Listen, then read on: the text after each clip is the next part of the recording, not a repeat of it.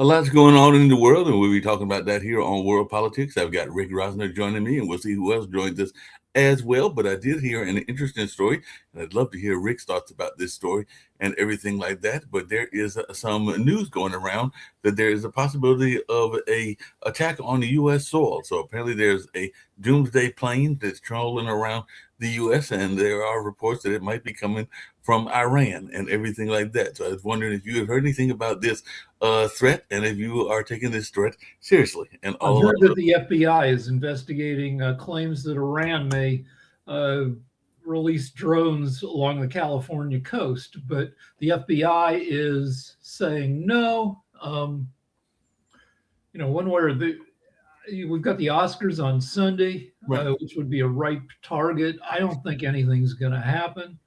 I haven't heard about a doomsday plane. Yeah, I just saw this when I was looking up news recently and everything like that, and it just came across one of my news feeds, and there was some reports. I think it was actually out of India that they had heard about this plane coming toward the U.S. and everything like that. So I'm trying to find it if I can find that story so I can share more about it with you and everything like that. Okay, let's see what this is. Gray doomsday plane. This looks like a U.S. bomber.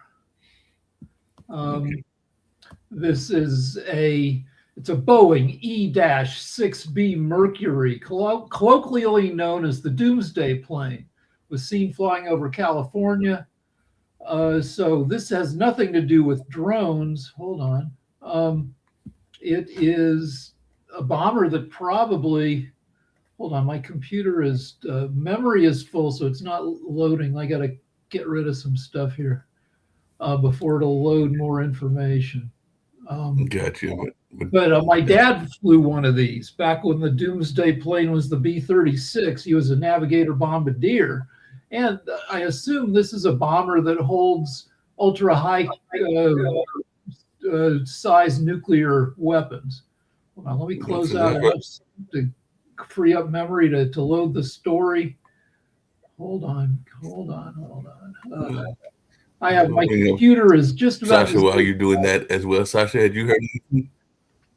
Yeah, well, Sasha, have you heard anything about this as well? About what? The doomsday. Apparently, they're saying that Iran has got a doomsday no, plane. It's not Iran. Not Iran. It's not Iran. It's the U.S. It's a U.S. nuclear bomber. Okay. What? So hold on. Let me. I've cleared up enough space here. Let's see. So, all right. This is a. Dang it! Stop. All right. Dang it! Oh my God. I hate my computer. I hate pop-ups. All right. So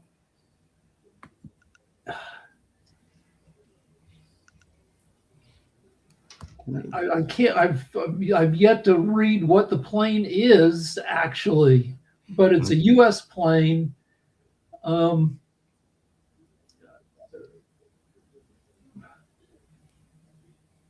So it looks like a plane that the president would be loaded onto in the case of a catastrophic nuclear event. So that, like if they were trying to get him one of those bunkers that the president and other right. Yeah. So it's just I guess it's a more hardened version of Air Force One if nuclear weapons are flying. Yeah. So, all right, so they're testing it out, I guess, in case like shit really hits the fan. And yeah, I guess it would make people nervous who knew what this plane is. Right. That would definitely make people nervous and everything like that. There's no doubt about that. What have you seen in your news stories and news reports, Sasha? I know you'll have the show tomorrow on Ukraine. It's decisive what U.S. will do about two things: Strait of Hormuz Mhm. and the stockpile of enriched uranium. There are about some 400 plus kilos of that uranium that U.S. does not know where exactly it is. And so the goal is about losing the war or winning the war. It's so noise. The two things will decide what's happening. Number one, Strait of Hormuz. If it's not going to be dealt with 2 3 days, the American situation will become very, very weak. Another one is this enriched uranium. Can you end the war, go home, and leave it at the unknown location controlled by Iranians at the end of the day? So on. Can you do that? Probably not. So you need to solve two big problems. How you can deal with this stockpile of uranium? The only one way is to send specially trained troops who will locate it, who will physically take possession of it and get out of place where it is now. So then U.S. will control that, or Israelis, or whoever will get this. So the trouble is, as we keep saying, Iran is 2.5 times the size of Texas. 450 kilos of 60% enriched can be refined down to 300 kilos of 90% enriched. That's enough for 20 nuclear bombs. Well, little ones, but 10 to 20 nuclear bombs. And yeah, uranium has a radioactive signature, but all you do to hide that is encase the uranium in lead to capture the radiation. And 450 kilos of uranium would easily fit. Well, it'd fit on a pickup truck, and you could split it into like 5 parts in case like one gets detected. The only way we're going to find out where it is if we have spies, or if Iran does something really stupid. TV dramas and other dramas as well, and everything, even real life dramas. But maybe you and Sasha can explain what a false flag incident is, because that's what Iranian officials are accusing the United States of considering a false flag incident after that report emerged last week that Iran was planning a drone attack on California. So the Iranian Foreign Ministry spokesperson Ismail Baqa posted about the report on X on this afternoon, saying is this a prelude to another false flag incident? A false flag is where you attack your own people in such a way that it looks like enemy action. For instance, if somebody set off a bomb at the Oscars, which is in a few days, and they scattered some they used a weapon that would leave fragments that would let it be traced back to the Iranians. But it wasn't really the Iranians. It was Trump hoping to, increase support for the war, to help him impose martial law to shut down the elections, stuff like. I don't think that even Trump would pull some crap like that, especially since we're already talking about it a lot. But Trump has done dumb stuff in the past. He's definitely done dumb stuff. This current war is in his top 3 of dumbest things he's done. He's done a lot of dumb things. There's no doubt about that. Apparently, the Iran new supreme leader is vowing to keep the Strait of Hormuz shut, and I guess Netanyahu is saying that he's not going to allow that to happen and everything like that. So he is trying to keep it shut, and it looks like there were some more ships that were attacked today and everything like that. So are we going to get to the point that the ships can actually get through the Strait of Hormuz, or the Strait of Hormuz going to be kind of in shutdown or near shutdown mode for a while? What's your take? Well, Iran owns the east coast of the strait, which runs for hundreds of miles. Now, when they talk about the strait, they talk about the pinch point where it's only 22 miles wide, but the whole length of where they're transporting oil from that abuts Iran is like 300 miles. So how are you going to patrol that whole thing? Iran has torpedoes. They've got missiles.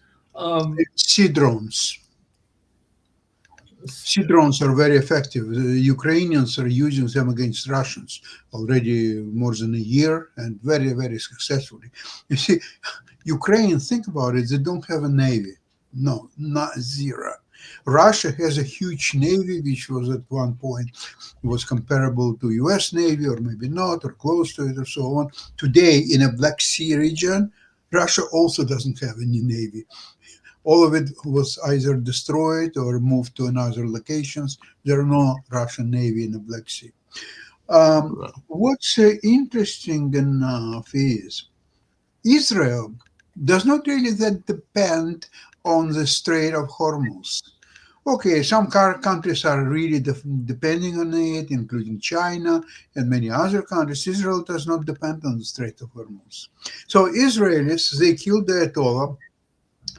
They made incredible damage to infrastructure, to killed enough people, probably. So they can now declare a victory.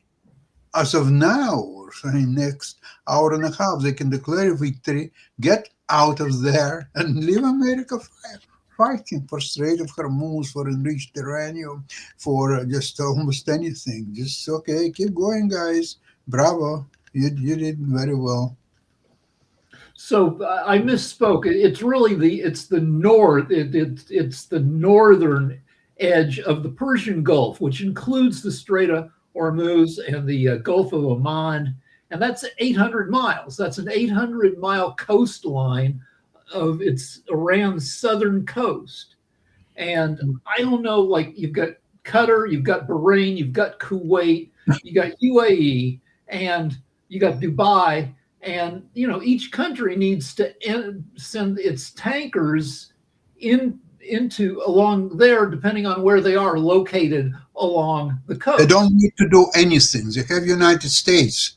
Why would they bother to do anything when there is a great United States who will fight for the Strait of Hormuz and send their troops here and aviation there and maybe ships and so on. So let the United States do this job. United States. But all I'm saying is, how do you? It's like the equivalent of taking a ship that has tens of thousands of tons of oil, which is flammable, and having to go down the entire coast of California. It's the same. This is the length of California, and so you can fire land-based weapons at the ship from the coast. You can do sea-based weapons. You can do the drones. When the U.S. says it can protect and escort the tankers, it's a tough job because tankers are like 1,500 feet long. I don't know. Maybe. And it's not just tough job. It's impossible job, and it's already been established that what Trump said a couple of days earlier, that he's going to escort all the ships and so on. Zero. No chance. Well, now he's talking about, Sasha, now he's talking about waiving a rule that we've had for 100 years. Because apparently earlier today he said that he's going to waive the Jones Act, which will loosen shipping rules as the Iran war continues. Because that's a 100-year-old statute that requires goods shipped between U.S. ports to be carried on ships that are U.S. built, U.S. flagged, and U.S. crewed. And it limits the number of tankers that domestic shippers can use. So it sounds like we're going to be perfectly fine with using ships that aren't necessarily built in the U.S. and don't have a U.S. crew. So we're going to get some folks from other places as well. So they said, in the interest of national defense, the White House is considering waiving the Jones Act for a limited period of time to ensure vital energy products and agricultural necessities are flowing freely to the U.S. is what Carolyn Levitt, the White House spokeswoman, said, and everything like that. So it sounds like that we might be using some Canadian vessels and maybe some vessels from. Still, they already said that they have nothing to do with the U.S. war against Iran. Nothing, zero. They are not going to do anything. And I think European countries do the same thing. They don't want, okay, the war will be settled one way or another, maybe in a week, maybe in a month, maybe in a year. Now, Iranians, 92 million people, will not disappear. They will be there in some form.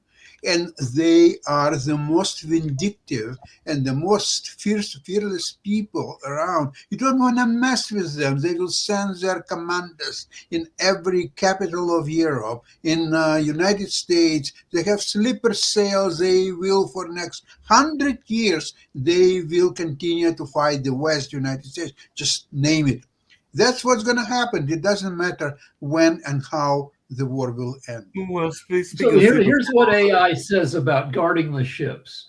Yes. While the U.S. government maintains it is prepared to protect commercial shipping in the Strait of Hormuz, the U.S. Navy has officially stated it currently lacks the naval availability to provide escorts, despite Trump's public offers.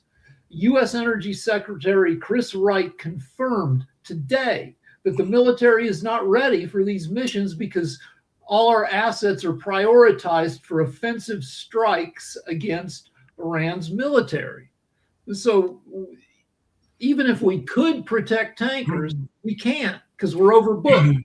And you don't want to do it. It's much easier to shoot at enemy's targets than to protect your own assets, take a risk of being destroyed by Iranians' drones or missiles or anything like that. U.S. Navy is not equipped to do exactly that. So therefore, U.S. cannot order protection, not even to Gulf states like Bahrain and United Arab Emirates or others. They cannot protect their own bases, their own people. And now U.S. now is leaving their bases, military bases, and they're moving to hotels. So Iranians are shooting at these hotels. And the owners of the hotels, they ask Americans not to go there. We don't want our hotel to become a target. Go elsewhere, or sleep on the street if you wish, but please do not touch our hotels because they will become targets. So they're afraid of being a target. Here are more. Let's finish up with the Strait. Tactical challenges in the Strait, swarm tactics. Experts warn that even with a destroyer escort, a single tanker could be overwhelmed by swarms of fast boats or drones. Iran has the capacity to produce 10,000 drones per month. But I have a question for you, Rick, because I mean, it's something that I thought about and everything like that. And I'm not trying to be stereotypical because you can definitely be stereotypical about a people and all along those lines and everything in that space. But there is no doubt that Iranians and Pakistanians and a number of other folks own a lot of fast food chains and gas stations, even here in North Carolina. So do you think that folks should be concerned about that and everything? Because I know that there are a number of probably generally not, because most people who are Iranian and here don't like the regime and are here because they got the hell out. Right. My wife and I just found one of our newest favorite restaurants is an Iranian joint. And you go in there and they've got like 50 pictures on the wall, and a lot of pictures are from before when the regime fell, from the 70s and before, showing what their lives were like before Iran turned into, an Islamic dictatorship. Back when the Shah was the dictator. I'll tell you this. I also know a lot of Iranians right here in Toronto area. I have a good friend of mine, and her son married Iranian girl, and very good marriage they have. And but you have to take two things in equation. Number one, yes, most of them hate Ayatollahs and all those regimes and so on. But the problem now is that America, by their relentless attacks on Iranian people, and by killing Ayatollah, so the Ayatollah is no longer there to hate him because he's dead. So they have no figure to hate because that figure is dead. And at the same time, they now turning against United States because that's who are doing all the bombing and all the attacks, killing people, girls and boys and whoever is there. So that's who they are going to hate, if not already. not Iranians or Shahu, whoever was already killed. Okay, so situation is changing a lot, and Iranians, they have a lot of pride, nationalism, as they love their country, their 5,000 years history. So right now situation is that US must stop this madness and get out of there as quickly as possible. Maybe in Well, speaking of madness and everything Well, along hold those on. lines, Let's apparently, before we move on, let's I'm talk still want to about. say the same thing, but I was just going to bring up another part of this and everything, Rick, is because apparently Israel just struck in the last hour or so the heart of Beirut. So they're saying that this could signal an even longer campaign if you're hitting Lebanon, which is what Beirut Yeah, is. okay, but let's go back to Iran. So Iran says Iran's health ministry said 4 days ago that 1,200 of their people have been killed, including 200 women, 200 children under the age of 12, with more than 10,000 civilians injured. So we blew up the girls' school. It's clear, but the U.S. and a decent leadership, a decent administration would apologize, would own up to it. If we want to keep the Iranian people on our side, would say, yeah, we fucked up and we sincerely regret it. But the president and the Department of War are continuing to deny and delay whatever the findings of what everybody knows, that we hit that school with a Tomahawk missile in a double tap operation. Double tap is you hit it with a missile, you blow it up, then you wait 40 minutes for the first responders to get there, you hit it again and you kill a bunch of them too. That's what we did. There were 4 other buildings we did the same thing to within 50 yards of that building. That building used to be a military building, and then they turned it over to a school. But since Trump fired his targeting experts at the Department of War, we hadn't updated our list of targets, even though this school has had an online presence, according to one article I read, for years. Nobody updated this thing. Nobody updated, and they don't update a lot of things and everything like that. I see Jacoby's with us as well, but how many of you are going to plan to fly anywhere soon? Like I said, there was talk earlier this year of me being at South by Southwest, but that didn't come together and everything like that because of financial constraints and everything along those lines. But it does look like a lot of people are not planning trips, even if it's to go to Texas and everything like that. Because I just saw that the U.S. Senate has failed to end the standoff over funding Homeland Security and airport screening. So it might not be all that easy to get to the planes and everything. So how many of you gentlemen are planning to go anywhere, and are you concerned about how long? My wife and I are going to take a short trip this summer, and we'll see what conditions are like. If we have to, I guess we'll get on a frickin' bus, and or a train. Trains are nice. They're really boring. You think it's going to be exciting, but it's only exciting for the first 2 hours. True. Yeah. That's very true. Yeah. But yeah, I mean, there is cause for concern. If you look back at the history of since the 60s on, attacking passenger jets has been, it's not common, but it has happened, dozens of times. Hijackings, blowing jets up, they are vulnerable, and even more possibly vulnerable today with drone. We haven't had a passenger jet involved in drone warfare yet.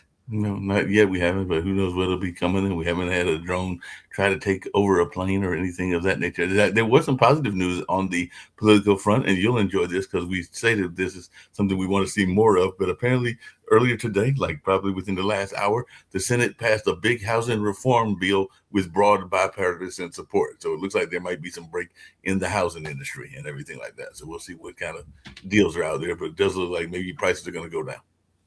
I assume this is to limit, aims to increase housing supply and affordability by slashing red tape, right, easing environmental requirements, curbing institutional investment. So I would say that of those parts, probably institutional investment is maybe the biggest deal. That big rich companies buying up single family homes. Or even big companies owning multiple apartment units, because even the Yeah, ones I live Sean in. Hannity, the guy on Fox, is known to own more than 1,100 residences. Condos, apartments. He makes $35 million a year, and he's in the past, at least, he's plowed it into owning a ton of rental properties. Yep. The bill restricts institutional investors owning 350 or more single-family homes from purchasing more over the next 7 years. That's good news and everything. What are you seeing out in your world, Toby? I see that you're in your car and you probably are picking up the young folks. So we were talking about what's going on with this Iran conflict as well as some of the other conflicts. So what are you seeing in your news feeds? I mean, the same old. I mean, same as everything else, as everybody else is seeing. From, how poorly the war is going, how there's no exit strategy, how there was really no entry strategy. Trump just thought it was just going to magically happen, so he has no idea what he's doing. Hegseth has no idea what he's doing. So the idea that Trump already went yesterday to some rally, telling the people at the rally, "Oh, we've won," but that's not how war works, and even if he says that he wants to stop the war, he's done fighting. The fighting's not going to stop. You started something. You destabilized the whole region. It doesn't mean that now if he stops firing rockets, that doesn't mean that the strait is going to open up. Not at all. So we're in an endless war. We are back in another endless war. The Democrat politicians, I would assume, are divided between hoping we prevail in the war because it's us and because Iran has a terrible regime, and also being a little bit delighted that Trump has done the stupidest thing of his second time as president. The stupidest thing he did his first time as president, or at least with the biggest implications, was politicizing and minimizing COVID, which led to 2020 being a terrible year. But this war thing is probably the stupidest thing he's done this time around. And apparently, some of our enemies are having their own problems and everything, because the Mirror in London is reporting that the Iran new supreme leader is in a coma and lost at least one leg in a U.S. and IDF strike. So maybe they're going to have to go through the whole process. The new Khamenei, the son of the old Khamenei? Yes, that's what was reported earlier today. Okay. But he's already released a statement. He's already said the strait's not opening. No, he can function. It's okay. Yeah. He was injured, seriously injured. Yeah, which means still function. Yeah, which means and this is how idiotic this was. So every excuse that Trump gave as a reason why we went to war, he's now saying that those things don't matter as he wants to end the war. He said the nuclear weapons and we got to get the nuclear stuff. Well, that's a suicide mission. So we're not going to get the nuclear stuff. So the nuclear stuff isn't there anymore. It's regime change. Well, all you did was just put in new ownership and made it a more hardline regime than it was before. Ballistic missiles and everything else, that's still there. Drones and everything else. That's still there. Not it's still there. They are manufacturing more and more of these weapons, so it's not going anywhere. So, and I was listening to an interesting program about this enriched uranium and how American could snatch it from Iranians. This is incredibly difficult, complicated operation. Mm-hmm. It's never been done before in history. There are very serious chances that it's not going to be done now again, because the risk is enormous. So this U.S. special forces, okay, let's call it that way, they could be discovered and all the just destroyed even before they will start the operation. Number two, they can get radioactive effects on them because we are talking about substantial quantity of this uranium, enriched uranium, and nobody knows even where is that. It could be already divided into 4 or 5 different batches and sent in different directions. So we don't even know where to find it and what to do with that. A huge risk for American personnel. So I can't imagine how it could be done. Maybe it could, but I can't imagine that. All right, so let's talk about finding the uranium one more time. This AI provides all these examples. So you could fit all the enriched uranium into 15 footballs. It takes a ball of uranium the size of a grapefruit to make a bomb. You could fit all the uranium into the trunks of 10 cars, or one barrel the size of that contains a barrel of oil. So it's not big, and you would split it up and you would drive it away, and you'd never find all of it. But the bad part is to actually get it. If the U.S. wanted to get it, it's a suicide mission. You'd have to send in military to go in to a hostile area that's already being heavily guarded. It doesn't matter you have air support. You're underground. They have people underground too. Well, So- this is exactly where you're listening to Nick Paliveda, who will say United States has the biggest military, the strongest military, the most expensive military. Go and figure out how it will help you. Well, to- you could, if you wanted, like what we've done in the past, you could try to blow it up. If you hit it, if you say you hit like a container with 200 pounds of this stuff, you'd blow it up. Some of it would, blow away. It's heavy though, so it wouldn't fly that far. But then they would have to spend, a lot of time. I don't know how long, like taking the dirt of the blown up area, plowing it, filtering it. You'd set them back a couple months. Again, you can sit there and drop as many bombs as you want. That's still not going to do it. And then on top of that, again, you've got to retrieve the material because now you got nuclear waste sitting right there, or nuclear material sitting right there. We don't. And care you're talking about digging and make. We used to make bullets. We probably still do out of depleted uranium. The uranium that's left over when you enrich uranium. Enriching uranium involves taking a bunch of uranium and dividing the extra explodey atoms from the less explodey atoms. We used to take the less explodey atoms and make bullets out of that stuff, which is still pretty radioactive. But we would shoot those bullets at people in Iraq, and we just leave the bullets to make people sick.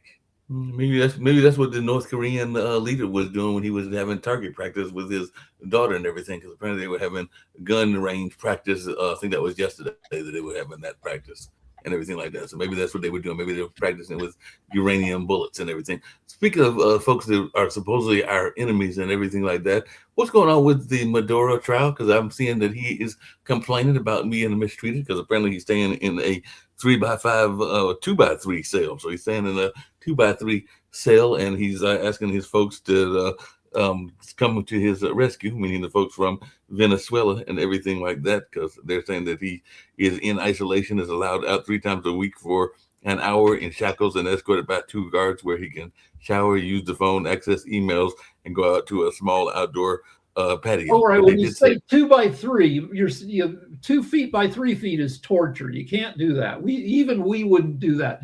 It's 3 meters by 2 meters, which is roughly 10 man, feet. don't forget that.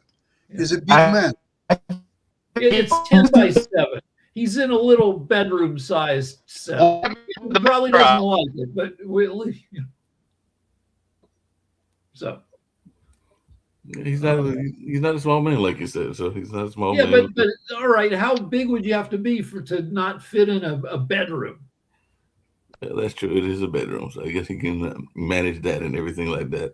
But he did tell the folks, "I'm the president of Venezuela. Tell my country I've been kidnapped. Tell my country we're being mistreated here." So that's what he reportedly said in one of his phone calls and everything like that. So I guess he's trying to figure out a way to let his people know that he is still in control or wants to be still in control, even though Delcy Rodriguez, I believe, is the young lady that was his second in command that is actually in control. So maybe U.S. could be accused for torturing innocent people because he's still innocent until found guilty. Yeah, but Torturing innocent person. he's just, I mean, he's in solitary confinement, which some people consider a form of torture, but I'm sure he's being treated no more shittily than thousands of people in prison across the U.S. And I would assume that they're not treating him super bad because they don't want to give him a defense that he's been treated like crap. So I assume if he wants to ask for books or newspapers, that within reason he can have stuff. I don't know. Art of the Deal. Maybe he should read that book. Yeah, You can read somebody should. Trump hasn't. Wait a minute, I thought that was Trump's book. Did he write it, or maybe No, he ghost wrote it. And yeah, but he never read it. He never wrote it, and he never read it. It's just as well. It's too complicated book for him to read. Yeah. So, all right, we got anything else, or let's see, anything? Yeah, what else is taking in the world? Okay. Well, this is slightly interesting. They're taking Winston Churchill off of British paper money. Why are they They're taking actually they're taking all people off. They had a panel of experts, and I guess they took polls. They're replacing like Alan Turing and Jane Austen and Churchill. They're replacing them all with British animals. They did polling and found out that animals are more popular than people. Could be. So,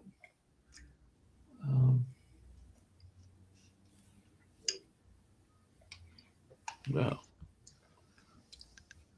They're taking a lot of folks off the dollar bill, huh, Rick? we couldn't even get what's her face, Harriet Tubman, onto the 20 to replace Andrew Jackson. She was scheduled to be on the new face of the 20. Then Trump got elected, and in 2016 we haven't heard anything about that since.